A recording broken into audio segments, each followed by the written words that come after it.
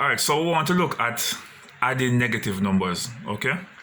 All right, what I try to do is to look at the negative. This is my own personal reasoning, and I want you to reason along the line the way I reason as well. I look at it as a system of pay and O. All right, so I use negative as O, and I use positive as pay. And if you see a number like this, it is saying the number is positive. All right, once it does not have the negative beside it, it is saying the number is a positive number. Okay, so you don't really need to put a plus right here. It is already a positive number. All right, so I want you to look at it from the perspective of what you owe and what you pay. So for example, 2 minus 3. All right, so 2 is 1, 2, and you're taking away 3. 1, 2.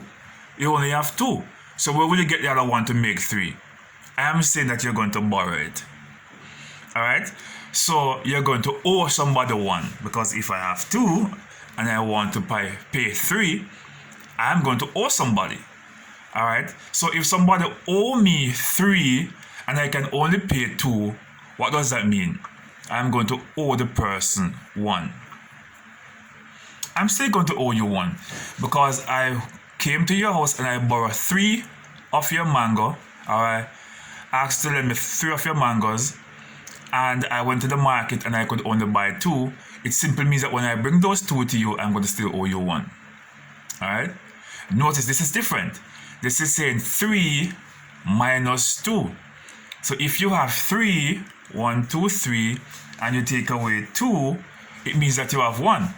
And this 1 is positive because you pay the person 3, you owe them 2, you pay them 3, you're over by 1. It's a positive 1, not a negative, because this is saying that you still owe. I owe you 3, I pay 2, still owe you.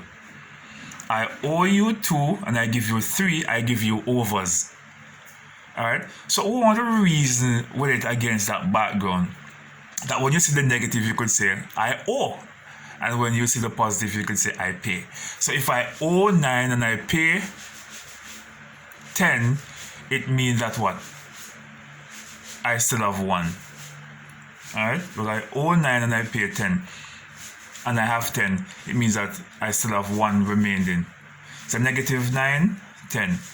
All right, you owe 9, you have 10, you have 1 left over. So you don't owe the person. All right, the negative is before the 9, so negative 9.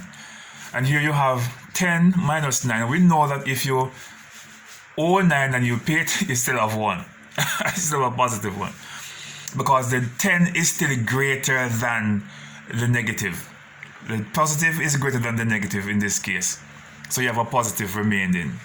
In this case, whenever time you see negative and positive together, it is always going to give you a negative.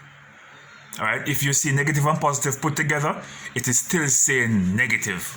Always remember that one. So don't be fooled by seeing negative and positive here. If you see negative and positive here, what it is saying is that it is a negative. That is what it is saying. Alright, so what you'll have here, it would be 2 minus 5. Alright, and you owe 2 and you owe 5 and you only pay 2. It simply means that you still owe 3. So your answer is going to be a negative 3. Because your negative is bigger than your positive, your answer is going to be a negative. Always remember that. In this case, your positive is bigger than your negative. So your answer is a positive. If your negative is bigger than your positive, your answer is going to be a negative. Just try to remember that. In this case now we have what? Negative 3 minus negative 5, negative 3, negative 5. Let's not say minus, but say negative. Negative 3, negative 5. What is that saying?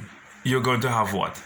You owe 3 and you go again and you owe 5. You owe 8 in all. Alright? So negative 3 plus negative 8 Negative 3 plus negative 5 is going to give you a negative 8. And in this case now, what do you think your answer will be? You owe 4 and you pay 1, you still owe 3. If your negative is bigger than your positive, your answer is going to be a negative. Alright, so you're taking away, you're adding 1 because you owe the person 4 and you pay them 1, you still owe them 3. Alright, so if you reason it along that line, it will not be that confusing when you're adding your negative numbers.